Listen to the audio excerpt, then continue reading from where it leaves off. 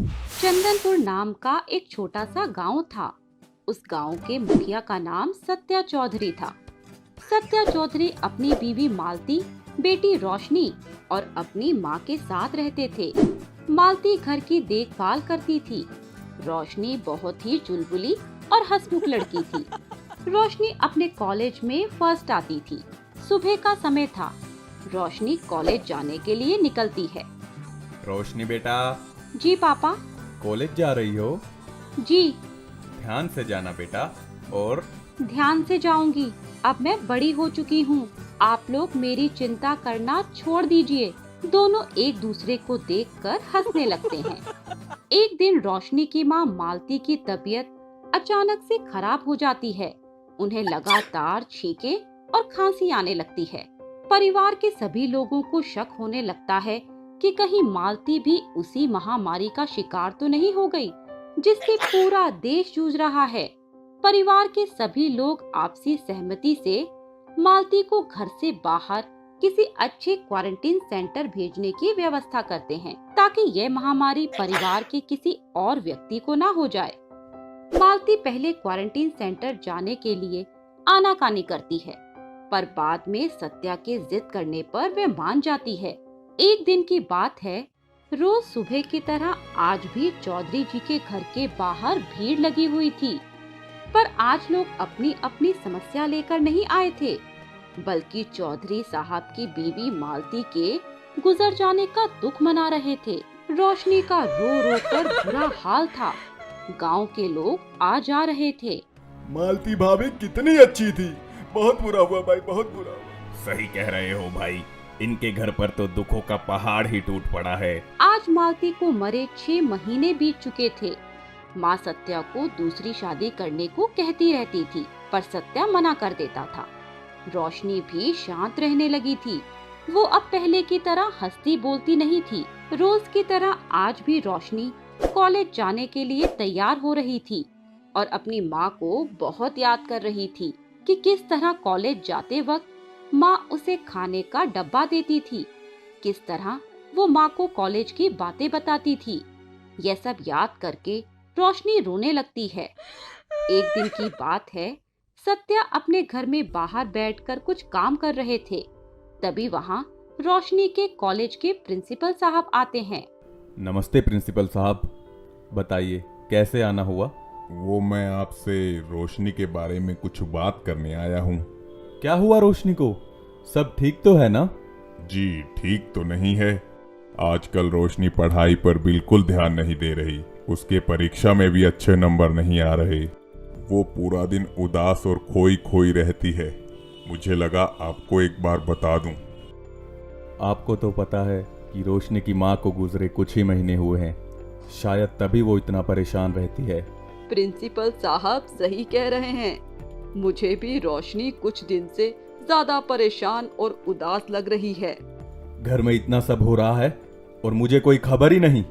अगर ऐसी बात है तो मैं रोशनी से अभी बात करता हूँ। कहाँ है वो? अपने कमरे में होगी। पहले खाना तो खा लो। अब निवाला पेट से नहीं उतरेगा माँ। यह बोलकर वो रोशनी के कमरे में चले जाते हैं। वहाँ पर रोशनी कुछ पढ़ रही थी। सत्या को देखकर वो उसे छुपा देती है। पापा, आप मुझे अपने कमरे में बुला लेते? क्यों? मैं अपनी बेटी के कमरे में नहीं आ सकता? ऐसी बात नहीं है। वो बेटा, आज तुम्हारे प्रिंसिपल सर आए थे और वो कह रहे थे कि रोशनी आजकल पढ़ाई पर बिल्कुल ध्यान नहीं दे रही। क्या हुआ बेटा? Any problem? मम्मी की हत्या की गई है। क्या?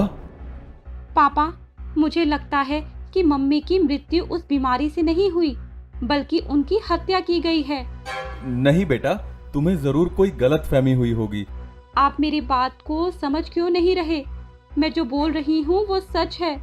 मम्मी की हत्या की गई है। मेरी बात पर विश्वास कीजिए पापा। मुझे तुम पर पूरा भरोसा है बेटा, पर अगर तुम्हारी मम्मी को किसी इंसान से खतरा था तो उसने मुझे क्यों नहीं बताया? क्योंकि मम्मी जब तक हम दोनों में से किसी को इस बारे में बताती, उससे पहले ही उन्हें मार दिया गया। पर ये सब तुम्हें कैसे पता? रोशनी अपनी माँ की डायरी निकालती है और उस डायरी को पढ़ना शुरू करती है। उसमें लिखा था, आज जब मैं क्वारंटीन सेंटर से ठीक होकर घर वापस आ रही थी, मैं बहुत खुश थी क्योंकि आज पूरे 15 दिनों के बाद मैं अपने परिवार से मिलने वाली थी। पर रास्ते में नदी के किनारे कुछ लोगों ने रामू काका को पकड़ रखा था और उनसे कुछ पेपर पर जबरदस्ती अंगूठा लगवा रहे थे। क्या बे बुड्ढे, अंगूठा लगाता है कि नहीं? अंगूठा लगवाने के बाद रामू काका को उन लोगों ने मार डाला।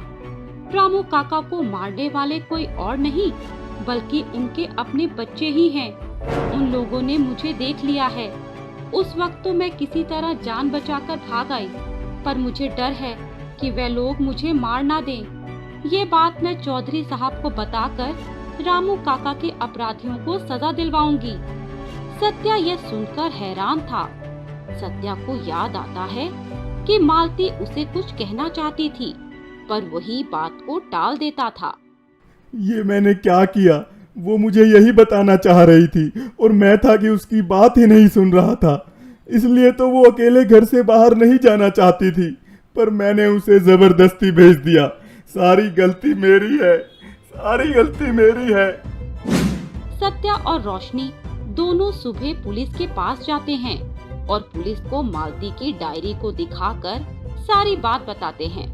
पुलिस जाकर रामू काका के बच्चों को पकड़ लेती है। इस तरह सत्या और रोशनी मालती और रामू काका की हत्या के आरोपियों को सजा दिलवाते हैं।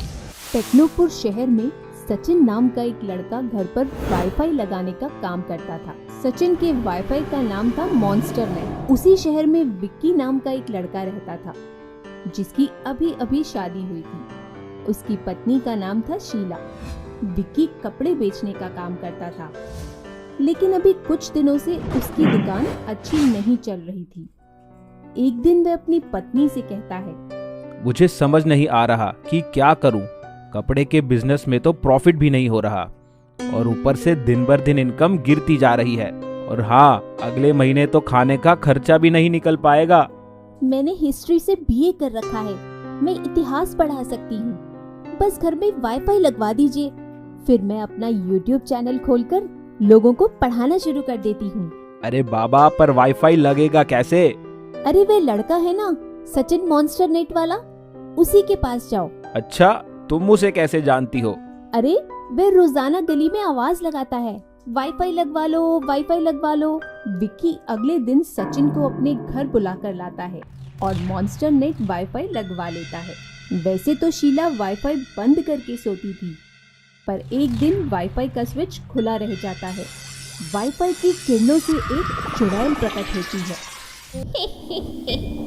अब जल्दी ही शीला भी हमारी गैंग में शामिल हो जाएगी। एकदम से विक्की की आंख खुल जाती है।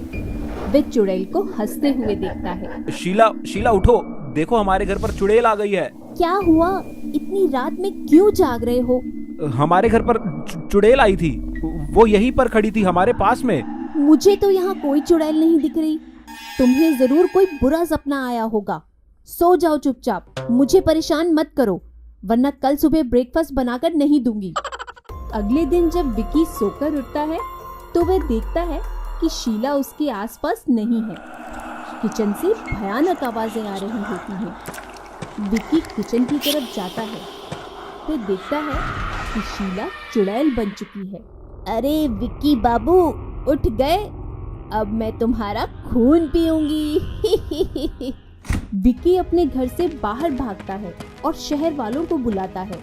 अरे विक्की, इतने घबराए हुए क्यों लग रहे हो? क्या हो गया भाई? अरे मेरी पत्नी चुड़ैल बन गई है। अरे सभी आदमियों को अपनी पत्नी चुड़ैल ही लगती है, इसमें इतना घबराने की क्या बात है? मैं भी अपनी पत्नी को चुड़ैल ही कहता हूँ, वो भी प्यार से।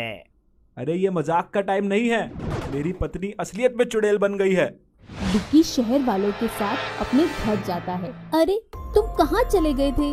ब्रेकफास्ट तैयार है, जल्दी से नहा लो और तैयार हो जाओ। और ये इतनी भीड़ अपने साथ क्यों लेकर आए हो? अरे ये विक्की कह रहा था कि तुम चुड़ैल बन गई हो, इसलिए हम सब यहाँ आए हैं। अरे इनका तो कल रात से दिमाग खराब हो गया है। कल रात कह रहे थे कि घर पर चुड़ैल आई है और अब इन्होंने मुझे ही चुड़ैल बता दिया। मुझे इन्हें साइकेट्रिस्ट के पास लेकर जाना पड़ेगा। इनके दिमाग में कुछ गड़बड़ हो गई है। शहर वालों, तुम सब अपने अपने घर जाओ। उस दिन शाम को विक्की सचिन के पास जाता है। अरे मुझे लगता है भाई सचिन, तुम्हारे वाईफाई में ही कुछ गड़बड़ है। उसी में से चुड़ैल निकलती है। कल रात चुड़ैल मेरे घर पर आई थी। क्या तुम्हारा दिमाग खराब हो गया है या पागल हो गए हो? वाईफाई से चुड़ैल भला कैसे निकल सकती है? फालतू की बातें मत करो। मेरा धंधा बंद करवाओगे क्या? अगर नहीं मानते हो तो आज मेरे घर पर चलो और वहीं पर सोना। उस रात विक्की और सचिन साथ में सोते हैं।